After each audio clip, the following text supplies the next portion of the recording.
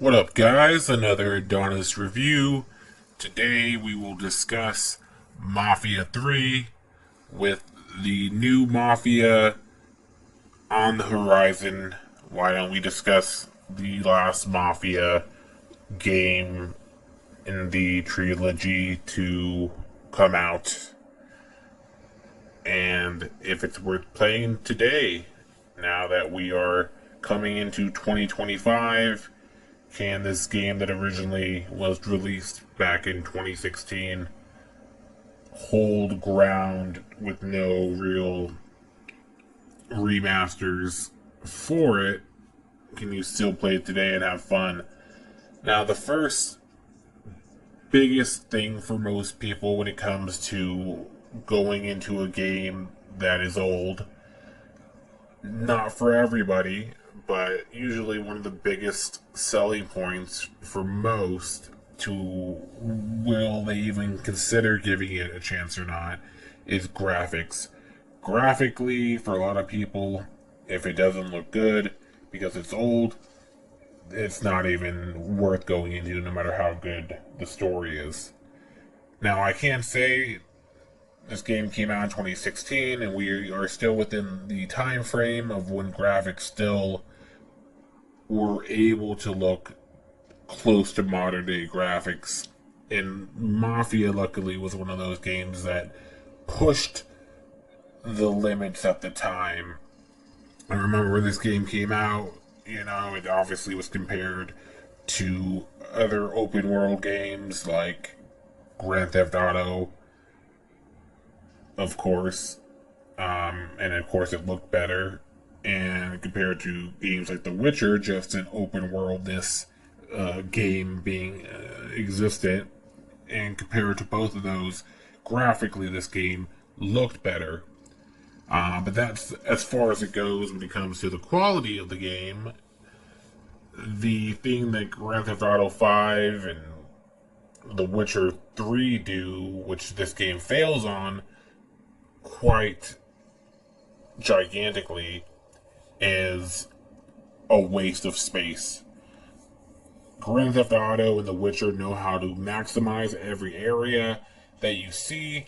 If there is a building that looks unique or a hut in The Witcher on the map that just looks out of place, there's a reason for it. Whether it has loot there or treasure, or if a side mission in the future will eventually lead to that building and you'll use it. Every place that you see has a rhyme and a reason in Grand Theft Auto and The Witcher.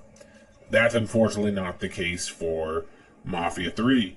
Mafia 3 takes place in a New Orleans world, and although it is a pretty looking world aesthetically as you drive through it, if you actually run close and investigate the area, it's very empty.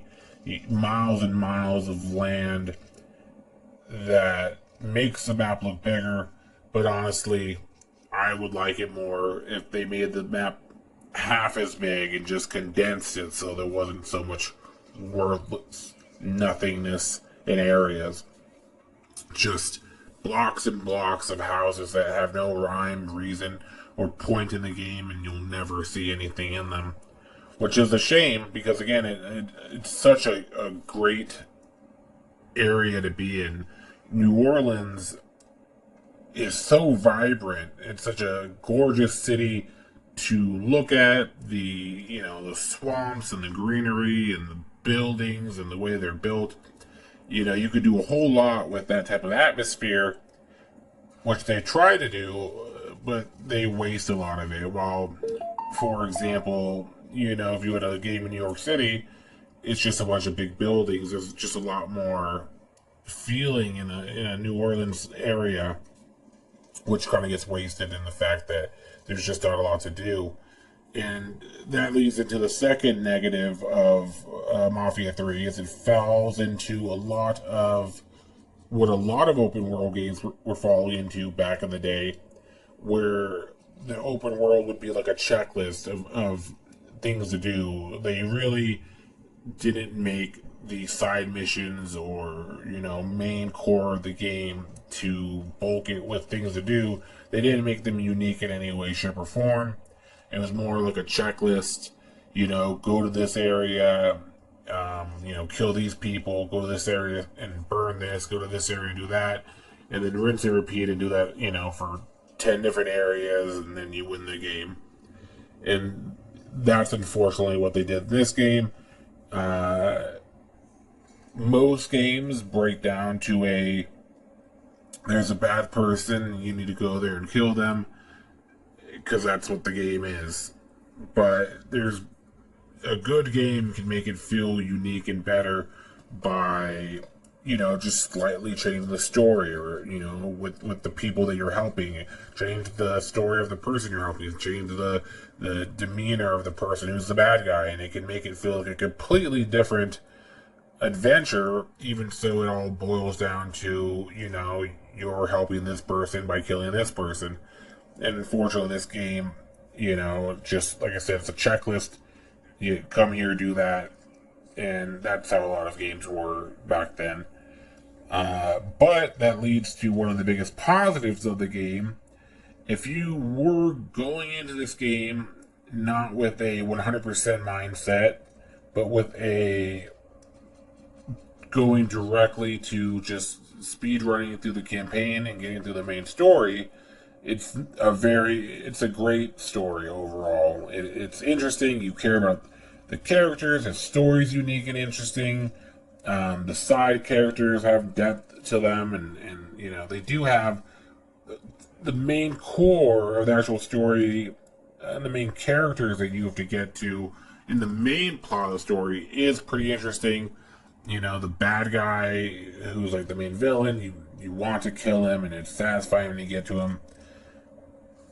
So the way they introduce the people who live in this world, at least for the main plot, it does entertain you in a movie sense. But like many have said, this would be probably better as a movie than it is a game, because it does go into the standard third-person way of shooting, where you hide behind covers, Gears of War style, and essentially shoot at people like Uncharted.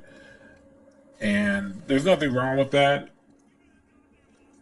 but it's obviously not the most in-depth when it comes to any fighting game, and it can get old quickly. So end all be all, just to recap what we have in this game.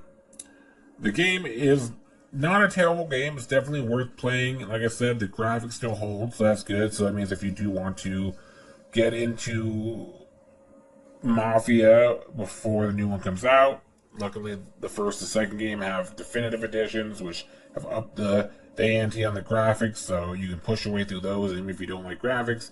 And Mafia 3 still holds enough graphically inclined looks to be able to play and not feel like you're playing a game from the past.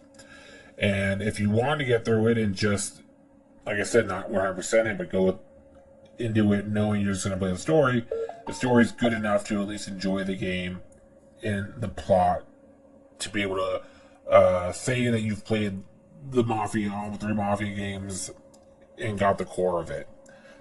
So I think it is worth playing if you have the time and if you enjoy Mafia. And good, if you go in with that mindset, you'll be fine. With that being said, there are still a lot of holes in it. A big empty world with not much to do. Very repetitive missions and side missions and tasks to complete, which get monotonous. And, you know, and all be all, it's just a slow mission, so it can get boring. So just keep that in mind. I'd give this game, you know, I don't know, it'd be worth maybe $10, I'd say. Maybe you get it for $5, it'd be definitely worth it. $10 is probably the max I would pay for it. I think $15 is the max. If you get to be more than $15, it's definitely not worth it with how old it is and whatnot. But $10 is about that sweet spot. Definitely worth playing if you have the time. And you have $10. Hope this helps you guys. Later.